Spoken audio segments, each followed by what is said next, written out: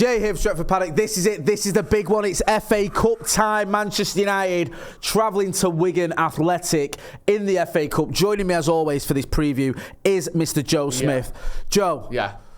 This is it. Yeah. If we want silverware. Yeah. Listen, we had a little dalliance with a title race the other week. Yeah, that's over now. Yep. Yeah. But the FA Cup. Beat Villa and you absolutely lost your head and said we were going to win the league. I said we'd win the league. If you watch the full video, Joseph, I said we'll win the league, and I think 21 is coming, and I think that until we lose to Forest. Right, you win. And then we did lose to Forest. So I don't think anymore. Okay. But I am 100% confident we will win the FA Cup because we are very much in it. We are right up there with the rest of them. Yeah. So there's every chance we could win this bit of silverware. And also, this is one of those trophies where I know it didn't happen with Van Gaal, but I actually think you might get a get out of jail free card if you're Eric Ten Hag and you win this and you flop in the league. Yeah. I think you might, because especially with Sir Jim Ratcliffe being a bit old school, he might go, look, I've won the FA Cup, all right, we finished 5th or 6th or whatever, but there's the FA Cup there for you, let's go again next season. It looks as well like there's a difference and there's a understanding amongst the fan base that things aren't the same as when Van Gaal took over. I know Van Gaal took over after Moyes, but Van Gaal took over, 14, 16 months after we'd won the league? Yeah. We are now 10 years hence. Do you know what I mean? Yes. Like, we haven't won the league in a long time. We haven't really challenged for the league in a long time. So it's not quite, I don't think the expectations are the same.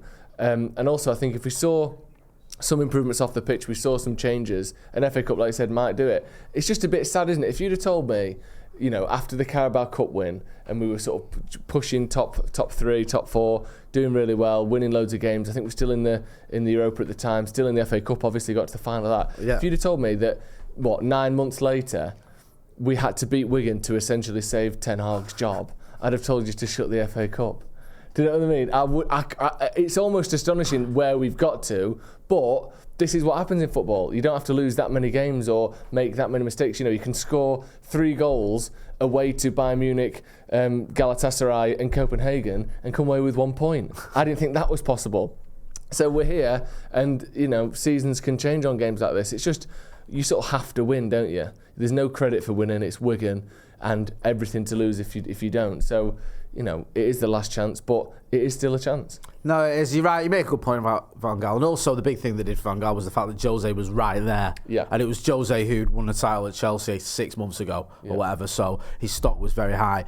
Ten Hag doesn't have someone who's the obvious choice to succeed him. No. But I completely agree. And I think if he loses to Wigan, I know it's a big if, then he's going to be in all sorts of trouble. But the FA Cup did it for Fergie. It saved his job. Maybe it could do the same with Eric Ten Hag. This is an opportunity here.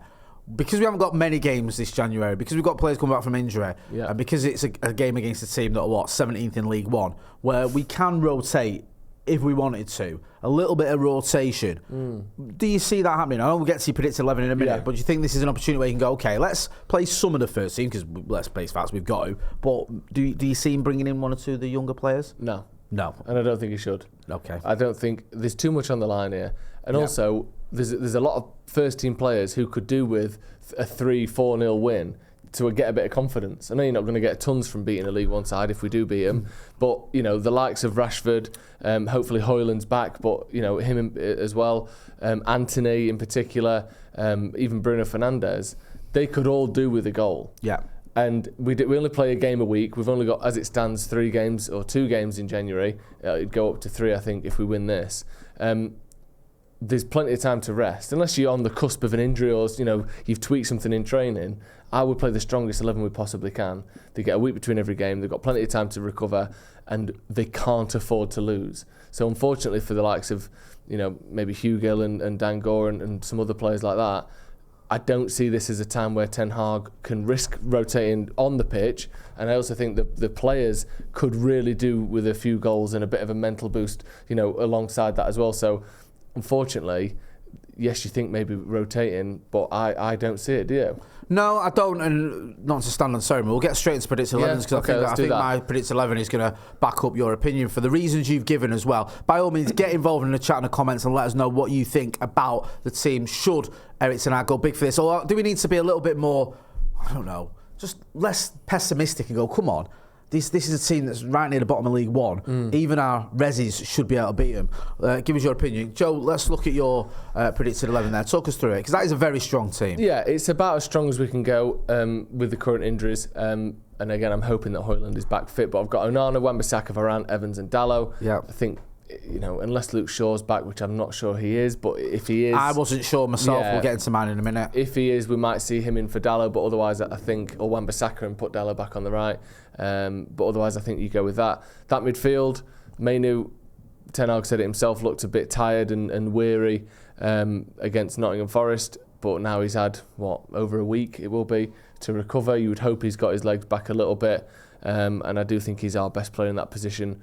With the current injury sort of situation that we're in, you've got to play Eriksen, helping break teams down. Obviously Bruno plays no matter what, he's the captain. And then the front three, it's the one that we saw against Aston Villa that actually looked dangerous consistently. Yeah, no, it looked really good. Rashford on the left, Garnacho on the right, and Højlund up front. Hopefully Højlund's back from this sort of illness that he had, which again, illness shouldn't last much more than a week, and he's had over a week to recover, so I'm hopeful he'll be back as well. And we saw him with those pictures with Jim Ratcliffe, didn't we? So he's in training, he's at Carrington, presumably he's going to be on the way to fitness. Like I said, he could do with a goal, Rashford could do with a goal. Let's just win the game, and let's score 5 goals for once. Do you know what I mean? We saw Fulham score 5 goals in back-to-back wins a few weeks ago. Have we ever done that?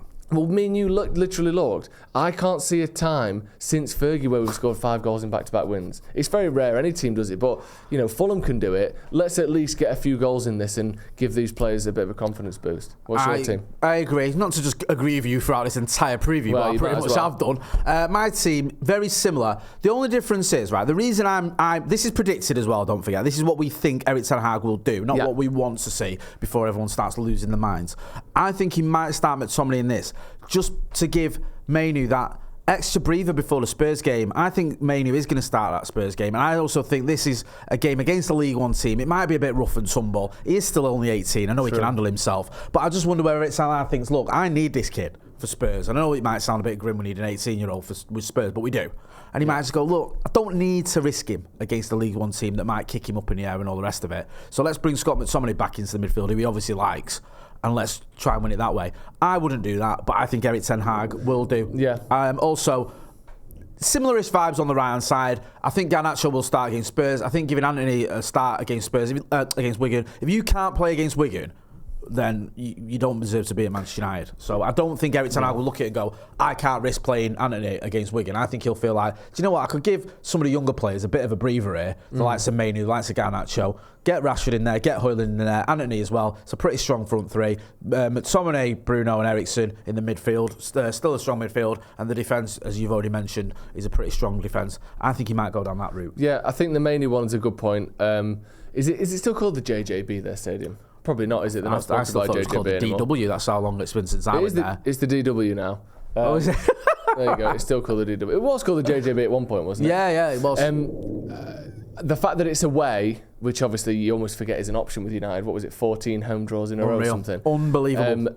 The refs might just give that extra 5% more. The game may just be allowed to be slightly more, like you said, a bit more physical, a little bit more elbows and sort of, jumping into people and knees in the back and all that. And maybe Mainoo could do with avoiding that. Like if United get an early goal, and it's like the Wigan players just think, do you know what? Yeah. I'm just going to run around kicking everyone. Who was it last season where... Andy Carroll just basically took out Christian Eriksen with like 4 challenges on the spin because his head had gone. And he was out for 3 months after that. So, it's a good point. So, as always, let us know what you think. Let's talk about Wigan then, because they're having what can only be described as an atrocious season. They've got 1 win and a draw in the last 5 games there. I mean, during that run as well, they've had some pretty deflating defeats. 17th in League One. Yeah, they're just a million miles away from the Wigan that we used to see challenging not challenging up the top Premier League, but steady in the Premier League. Won the FA Cup. I know they got relegated that season, but they were always a sort of stable Premier League club, and now they're a club that just sort of spends a lot of time kicking down the bottom of League One. They look at this and just think, look, let's not overthink this. We should just be able to beat these. Yeah, definitely. They've got a couple of goal scorers. Charlie Wick, Stephen Humphreys, both got 7 goals, which I know compared to some of United's attackers is pretty good, but it's not high-flying, top-scoring, big strikers that United need to worry about in particular. We just have to do the basics well. It's going to be probably, you would assume, set pieces, counter-attacks that United need to worry about, and we've looked susceptible from both. We saw the goals against Forest, that those 2 goals that were basically the same goal but put in different corners of the goal. Counter-attacking goals, pull it back to the edge of the box, not marking and tracking our men very well. We've seen that goal countless times this season against Brighton, against Arsenal, against Bayern Munich. So they'll have an option to do that, and we need to stop it. Set pieces is another one where we've struggled in recent weeks and months as well, and they'll have opportunities to do that, and we need to stop it. So it's not a walk in the park, and if teams can do those sort of basic things well, running into space, playing the ball early, cutting it back into the box, United struggle against these basic things. So we're going to have to put in a good shift, which we are capable of doing. And let's hope we do. But with all that being said, United have to win. We've won 18 times and drawn once. Lost once. You remember that loss as well? Cost us the title, didn't it? Yeah, it did. In the 19 times we've played Wigan, we've won 18. It has to be 19 out of 20. Yeah, and a lot of those times, they were in the Premier League as well. They were like almost our equal. They were good teams, and this isn't that same Wigan. So let's just get it done. Same division. Give us your score prediction then, Arkid. It probably isn't going to be the sort of 4-5-0 that I want, although I do think that's a possibility.